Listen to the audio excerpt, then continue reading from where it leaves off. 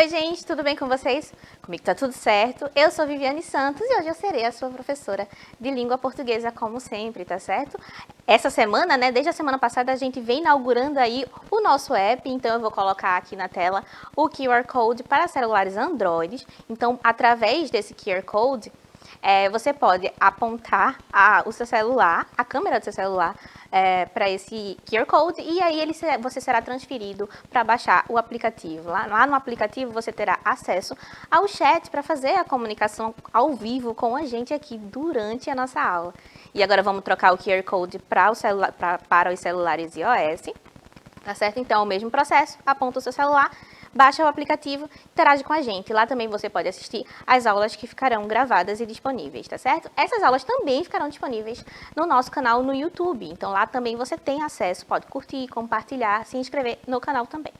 O que mais? A nossa aula será traduzida simultaneamente para a língua brasileira de sinais pela nossa querida intérprete Laisa. Seja bem-vinda, Laisa. Então, vamos lá. Vamos começar a aula de hoje, que na verdade é uma continuação do conteúdo que a gente vinha falando. Mas antes de adentrar no conteúdo, que é figuras de linguagem e intertextualidade, que eu comecei na aula passada, hoje a gente dá a continuação, a gente precisa falar do Setembro Amarelo, né, que é esse mês aí especial, que a gente volta as nossas atenções para a prevenção e o cuidado com as pessoas que estão depressivas, que têm algum transtorno mental. Então, é quando a gente para discutir e olhar esse assunto, que é muito importante. Então, é muito importante também reconhecer os sinais da depressão, ajudar quem passa por isso, para que a gente consiga evitar que o número de suicídios aumente, tá certo? Então, é um lembrete e que estejamos todos juntos na campanha para um Setembro Amarelo e que todo mundo consiga aí viver e se tratar, cuidar, buscar a ajuda de um psicólogo, tá certo? Então, é isso. Agora, vamos começar a nossa aula de fato. A gente estava falando sobre as figuras de linguagem e eu começo a aula com um trecho de uma música de Chico Buarque, chamada Bom Conselho. E aí eu vou ler esse trechinho pra gente e ver o que a gente pode tirar dele, tá certo? Ouça um bom conselho, que eu lhe dou de graça. Inútil dormir que a dor não passa. Espere sentado ou você se cansa. Está provado, quem espera nunca alcança. Então aí a gente tem uma visão um pouco pessimista, né? De estruturas frasais que são ditados populares, né? Formas de sabedoria popular que a gente costuma escutar com muita frequência no nosso dia a dia. Então, Chico Buarque utiliza esse conhecimento popular, essas ideias que todo mundo consome, que todo mundo já ouviu falar, para dar o ponto de vista dele. Então, ele brinca com algumas expressões populares especificamente. Quais são elas, Vivi? A primeira é o espera sentado que em pé cansa, né? Todo mundo já ouviu falar nisso. A segunda é, se conselho fosse bom se dava, não se vendia. Então, ele vai falar aqui que o conselho eu lhe dou de graça. Mas a expressão diz que conselho, se fosse bom, não se dava, se vendia. Ou seja, talvez aí, quando a pessoa não está querendo interferir na vida da outra e ela não quer dar um conselho. O terceiro é machucou, dorme que passa. Todo mundo já ouviu essa expressão, né? Quando alguém está chorando, alguma criança está chorando, normalmente vem um adulto para falar, e dorme que passa, que é uma forma de anestesiar, de esquecer a dor. E o último é quem espera sempre alcança. Nesse, o Chico Buarque é um pouquinho mais pessimista, né? Ele diz nem sempre quem espera alcança. Às vezes quem espera nunca alcança. Então faça alguma coisa, né? Ponha-se em prática, através das ações que se consegue alguma coisa. Nem sempre esperar é a única possibilidade, certo? Então, ele utiliza os ditados populares. Você que está aí em casa saberia me dizer assim, uma definição bem certinha do que são os ditados populares? Não? Então, bora olhar qual é essa definição. Os ditados populares são frases ou expressões consideradas sábias, porque são passadas de geração para geração e transmitem experiências e conhecimentos que podem ajudar pessoas mais novas a entenderem determinados comportamentos e acontecimentos, né? são aquelas ideias, aquela sabedoria que é popular, que você aprendeu com os seus pais, com os seus avós, com os seus tios, pessoas mais velhas que servem como guia, né? Quando você está crescendo e experimentando as coisas, aprendendo a viver. Então, os ditados populares são essa sabedoria popular que vem do povo, que não tem aí comprovação científica, tá certo? Mas a gente absorve e naturaliza como verdades absolutas. O Chico Buarque, ele utiliza esses ditados populares para exemplificar que seu ponto de vista vai na contramão do senso comum.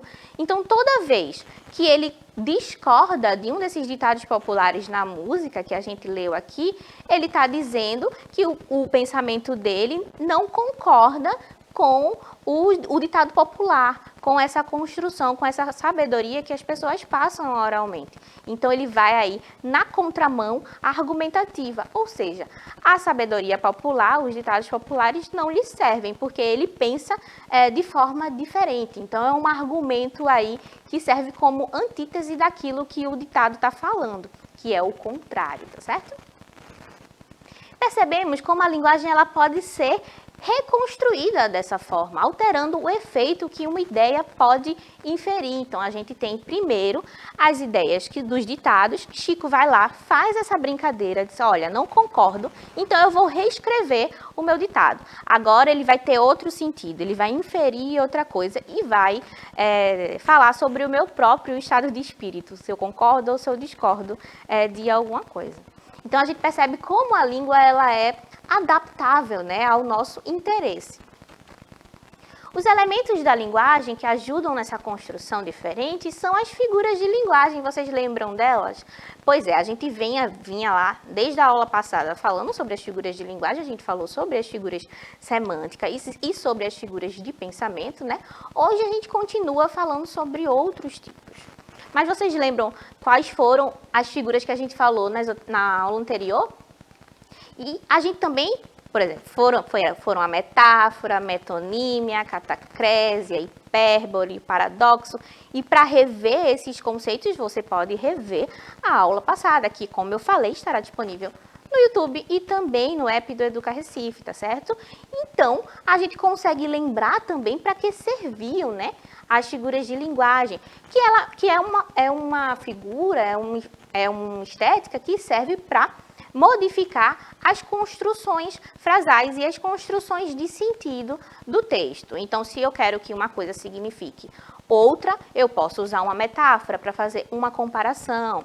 Então, cada estrutura dessa tem uma função dentro do texto, ou dentro da linguagem. Hoje nós veremos outras figuras de linguagem, que são as figuras de sintaxe. Bora ver? As figuras de sintaxe interferem na estrutura gramatical de uma frase ou de um período, tá certo? Então, vamos lá, vamos ver como elas se comportam. A primeira delas, a primeira figura que a gente vai ver é a silepse. Tem um nome difícil, mas ela não é tão complicada assim. Vamos lá, vamos passo a passo para ver se a gente entende o que é a silepse. A silepse ocorre quando há concordância de ideias, mas não há concordância gramatical. Oxe, dá para fazer isso? Então, vê só essa frase aqui que a gente tem. Todos vamos à escola hoje. Então, a gente tem todos, que é a terceira pessoa do plural, mas a gente tem o verbo conjugado na segunda pessoa do plural, que é o vamos. Então, aqui a gente tem uma discordância. O ideal dessa frase é que ele concordasse com o vão. Todos vão à escola hoje. Contudo, a gente usa a segunda pessoa. Então, eu tenho aqui uma concordância gramatical equivocada. Quando isso acontece, quando a ideia é homogênea, porque todos está no plural, então eu entendo que são muitas pessoas, mais de uma pessoa, e vamos é um verbo que também indica mais de uma pessoa. Mais de uma pessoa vai a determinado lugar. Então, a minha ideia está coesa. Eu tenho plural e plural. Contudo, essa concordância, ela não se dá de forma exata gramaticalmente, tá certo? Então, a gente diz que essa é uma silepse de pessoa, quando o verbo não concorda com a pessoa que está sendo empregada na frase. Outro tipo de silepse é quando eu tenho uma ideia de coletivo, no caso aqui, o grupo, e a gente tem um verbo no plural, que dá a ideia também de grupo, contudo, ele não concorda, porque o grupo ele precisa ser conjugado na terceira pessoa. O grupo está, o grupo fez. Contudo, se eu digo o grupo se juntou e foram, eu estou indicando que a minha quantidade inicial, que era o grupo, é como se ele fosse um elemento só. E o verbo conjugado desse jeito, no plural, dá a ideia de muitas pessoas. Então, eu tenho uma diferença entre o número do meu sujeito e o número do meu verbo. Então, quando ocorre essa discrepância, essa variação, a gente tem uma silepse de número, tá certo? Outra silepse é quando eu digo assim, o Recife é bonita. Então, eu penso em Recife como um sujeito masculino, mas bonita eu faço referência automaticamente à cidade, né? Quando a gente fala que Recife é uma cidade, a gente pensa a cidade feminino. Então, quando eu organizo a minha frase dizendo o Recife é bonita, eu tenho uma silepse de gênero. Ou seja, o Recife é masculino, bonita é feminino. Então, eu tenho essa discordância entre o que eu estou dizendo, tá certo? Então, essa aqui é uma silepse de gênero, quando há essa diferença entre masculino e feminino das palavras. Outra figura de linguagem bastante conhecida, e essa talvez vocês tenham bem mais contato, é o pleonasmo. O que é o pleonasmo? Você saberia me dizer? A gente usa com bastante frequência e às vezes até não percebe que está usando, né? É o famoso subir para cima, descer para baixo. Mas são ideias repetidas, às vezes legítimas ou poéticas, em outros momentos por vício daquilo que ouvimos, né? Muitas vezes a gente acaba repetindo, assim como são os ditados populares, e não para refletir sobre o que a gente está dizendo. O pleonasmo é muito nesse sentido. Então, quando eu digo assim, vou reescrever de novo o texto. Olha, reescrever já é uma coisa que você está fazendo de um texto que você escreveu anteriormente. Então, reescrever de novo é a repetição da repetição, é a reescrita da reescrita. Então, é aí uma repetição de ideias. O pleonasmo se caracteriza dessa forma. Dá para entender, né? O que mais? A gente também tem a elipse. A elipse consiste na supressão de um termo ou elemento. Então, por exemplo, se eu digo aqui a frase, minha bolsa estava pesada, é muito grande, eu estou querendo me referir à bolsa. Contudo, há um elemento aqui que foi suprimido da oração. Que elemento é esse? O ela, é o pronome que faz essa referência à minha bolsa, a bolsa no caso. Então, quando a gente tem esse elemento que faltou na frase e que ele explica a referência, a gente tem o que a gente chama de elipse, é a falta de alguma coisa, é a supressão de algum termo, certo?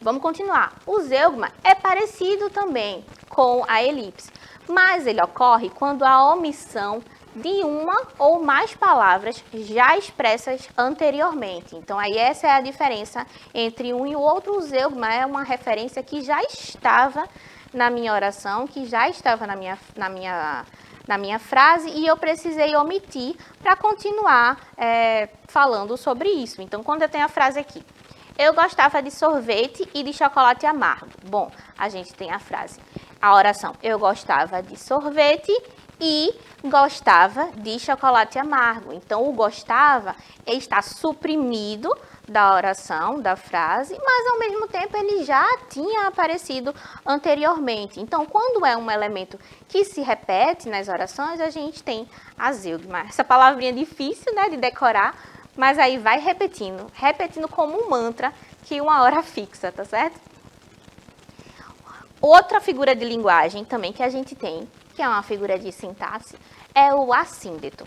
O assíndeto é a ausência de conectivos entre as palavras que deveriam estar ligadas. Então, quando há esse espaçozinho aí que precisa ser preenchido, mas que não foi, a gente tem o assíndeto. Por exemplo, subi as escadas, tropecei nos degraus. Eu poderia refazer essa frase, reescrever essa frase falando subi as escadas e tropecei nos degraus. Então, quando eu tenho aí a falta da conjunção, fazendo a união entre as minhas orações, eu tenho o assíndeto, nesse caso especificamente.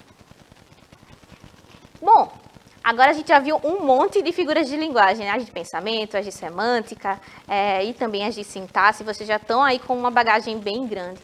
Mas mais importante aí do que decorar todas essas figuras de linguagem é conseguir entender os sentidos globais do texto. É para isso que a gente estuda linguagens, é para isso que a gente estuda literatura, para poder facilitar a nossa compreensão do mundo, o nosso diálogo com o outro, as nossas conversas de intertextualidade, de como a gente consome arte, de como a gente interpreta tudo. Então, como é que a gente faz isso na prática? Eu já trouxe aqui um monte de textos para vocês, literários, e também trouxe poemas. Mas uma forma aí bacana de fazer esse enriquecimento interpretativo de texto é através da roda de leitura. A roda de leitura é uma prática coletiva. Você vai se sentar aí, ou ficar em pé, se for necessário, se quiser. Você pode se sentar com um grupo de amigos e aí conversar sobre os livros que vocês estão lendo, sobre as leituras de vocês, tá certo? Sobre livros de prosa, sobre livros de poesia. Então, é na roda de leitura que cada um dá o seu ponto de vista acerca de uma obra. Podem ser obras distintas, né? Cada um lê a sua e comenta para compartilhar a experiência, ou pode ser um mesmo livro. Vocês combinam aí de ler o mesmo livro e cada um dá a sua opinião sobre ele. Então, é através da roda de leitura e fazendo esse exercício sempre com as figuras de linguagem que a gente consegue aí melhorar a nossa interpretação de texto. Então, cada pessoa, como eu estava explicando, como funciona a roda, cada pessoa lê algum trecho do livro ou poesia que gosta bastante, influenciando outras pessoas e também a consumirem aquela obra. Então, é uma rede aí de influências. Eu leio um livro, desperto o interesse da outra pessoa em consumir essa obra e, consequentemente, isso vai se expandindo. Tá certo? E por que ler é importante? Eu estou aqui batendo nessa tecla o tempo todinho, dizendo que vocês precisam consumir literatura, além, claro, de saber todas as regras de português e de gramática. Então, eu trouxe aqui um teórico de literatura chamado Antônio Cândido, que ele vai falar sobre as 3 faces da literatura, de por que ela é tão crucial e tão importante no nosso dia a dia como forma e processo de aprendizagem. Primeiro, ela é uma construção de objetos autônomos, com estrutura e significado. A língua está viva, gente, e se modificando o tempo todo. Então, é através desse contato aí com um objeto vivo, pulsante, que se modifica, que eu consigo também ampliar o meu horizonte, porque eu também sou esse elemento vivo, que se modifica o tempo todo. Então, às vezes, quando a gente lê uma obra literária, a gente não dá nada por ela, e quando acaba aquele livro, diz assim, aquele livro mudou a minha vida. Hoje eu penso diferente, hoje eu sou outra pessoa. Então, esse contato com a língua e com a literatura é que causa essa comoção e essa diferença de pensamento. Segundo é que ela é uma forma de expressão, isto é, manifesta emoções, a visão do mundo dos indivíduos e dos grupos, ou seja, é a partir da língua, é por meio da língua, da linguagem, que a gente se comunica com o mundo, né? Afinal de contas, é a forma que a gente tem de se expressar. É claro que existem outras formas também, a dança, a pintura, a música que não tem letra, né? Apenas melodia, mas é com a língua que a gente faz o nosso dia a dia e que a gente pode aí externar as nossas emoções. E o terceiro ponto é que ela é uma forma de conhecimento, inclusive inconsciente. Então, em muitos momentos, a gente está aí reproduzindo ideias que foram passadas para a gente, que a gente escutou da nossa mãe, do nosso pai, no nosso dia a dia, e a gente reproduz. Então, é uma forma também, inconscientemente, de produzir conhecimento, tá certo? E, embora não seja o papel da literatura, ela pode ajudar a educar e a ensinar por meio do exemplo e das metáforas. Você não precisa lá cometer o erro para aprender. Você pode observar de fora e não sofrer as mesmas consequências de uma personagem literária que errou, por exemplo. Então, é interessante também esse caminho. E quem não enxerga também pode ler, né? A gente tem aí o Braille, que foi inventado pelo Louis Braille, que é um francês que acabou tendo uma infecção nos olhos e perdeu a visão. Então, ele cria aí o sistema Braille para fazer a leitura com o tato, com as mãos. E como é que esse sistema se organiza?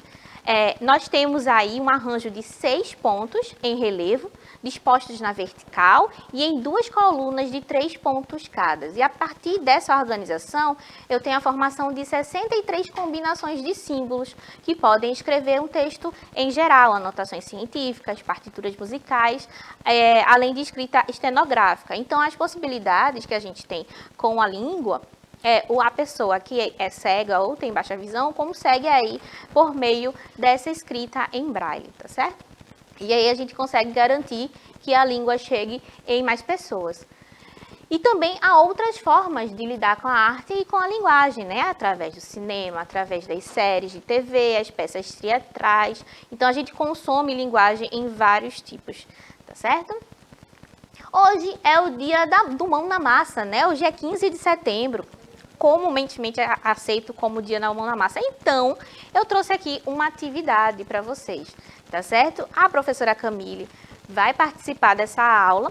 A gente vai tentar fazer um varal de poesia com objetos reciclados, tá certo? Ela vai explicar tudinho para vocês, eu vou estar aqui do lado, eu vou acompanhar como é que vai se dar a feitura desse varal. A gente vai usar material reciclado como sacolas que vêm com mercadorias e objetos que a gente compra na rua, em lojas de roupas, de sapato. E aí a gente vai fazer uns recortes dessas sacolas para conseguir usá-las de outra forma e usar também a literatura na hora de modificar e de construir outras coisas. Então, é literalmente vocês colocando as mãozinhas de vocês na massa, tá certo? Para fazer aí esse novo modelo de produzir e de disseminar a literatura, tá certo? Eu vou agora, a professora Camille vai aparecer aqui na tela para explicar a vocês bem direitinho como é que a gente faz esse passo a passo. Olá, gente, tudo bem? A nossa proposta de hoje, minha e da professora Vivi, é justamente ensiná-los como a gente pode fazer, para quê? Para a gente confeccionar este belíssimo varal aqui, que não está dando para ver tão bem, por quê? A professora colocou a mesa muito para frente. E pronto, ó. E aí eu vou aqui tirar um deles para vocês verem, que são o quê? A gente usou uma sacola de papel, dessas assim, certo? Fizemos as marcações para que o resultado seja esse. Que eu não sei, vamos ver se dá para focar, mas eu não sei. Quer que eu leve lá na frente? Olha, eu vou fazer o meu zoom aqui em vocês. Olha, dá para ver? É material reciclado, a gente vai fazer uma poesia e fazer, na verdade, escrever uma poesia e fazer então, a cordinha a gente fez como? A gente fez com as próprias alças. Vocês podem retirar as alças da sacola, certo? Enquanto isso, a professora Vivi vai cortar os moldes, certo?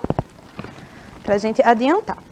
A gente antecipadamente já marcou o espaço a ser cortado, certo? O que já ajuda. Então, vocês vão pegar as alcinhas, certo? E juntar com uma fitinha colorida. Eu usei uma fita vermelha e agora eu vou usar uma fita amarela. E eu juro que é simples e vocês podem usar para decorar o quarto, vocês podem fazer, por exemplo, uma surpresa e fazer um varal de poemas ou de declarações, ou de versos, ou de textos autorais. E aí vocês vão ó, enrolando, certo?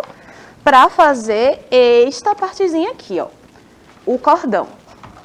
Para fazer a poesia em si, vocês podem escrever uma poesia de suas autorias, ou vocês podem pegar poesias que já foram escritas. Aqui a gente escolheu um livro de Manuel Bandeira, que é um poeta pernambucano, recifense, modernista, maravilhoso, que eu sou particularmente fã. E a gente escolheu aqui uma poesia dele. Então, ó, o que é que a gente precisou? O que é que fizemos até agora? A gente separou a folhinha, porque a ideia é o quê? Reutilizar materiais que vocês já tenham. Eu poderia fazer esse mesmo varal com papéis coloridos, papéis novos. Vocês podem fazer, por exemplo, com papéis de presente. Então, a gente escolheu a poesia. Que tá no slide, Que está inclusive. no slide. No próximo. Não, tá aí. Quis gravar. Ah, amor. pronto, isso. E aí, o que eu vou fazer? Eu vou escrever. Eu vou primeiro decorar. E aí, a professora Vivi vai mostrar o resultado, tá? Tá certo. Então, eu vou fazer umas flores, certo? Tipo uma moldurinha. E vocês podem fazer como vocês quiserem. Podem usar tinta, podem usar glitter, cola colorida. O que vocês tiverem em casa. O que vocês tiverem em casa e que seja do agrado de vocês, tá? Então, a gente vai decorar como se fosse uma moldura. Isso serve também para vocês deixarem recados para as famílias. Fazer aquela surpresinha para as pessoas que a gente ama. Verdade. Pode usar para decorar o quarto, a casa, o escritório. Não tem problema. Claramente, o que eu vou fazer aqui não vai ficar tão bom, tão esteticamente bonito, como os que a gente fez previamente. Mas vocês em casa, vocês têm todo o tempo do mundo, não é isso? E a gente pode botar uns corações, mais flores. E a gente vai escrever. Com uma letra bonita, gente, valorizem a arte do escrever à mão. Que é uma arte perdida, mas que é necessário para esses momentos. E a gente escreve.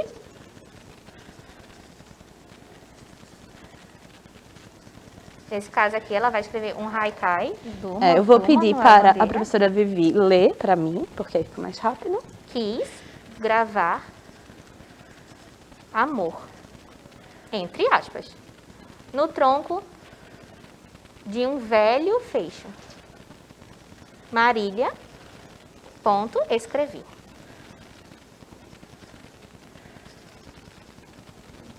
Então, a gente tem aqui a reprodução do haikai de Manuel Bandeira, todo estilizado, porque aí você pode fazer de acordo com as suas preferências estéticas. E aí vocês podem fazer o quê? Vocês podem botar outras flores com cores fantasia.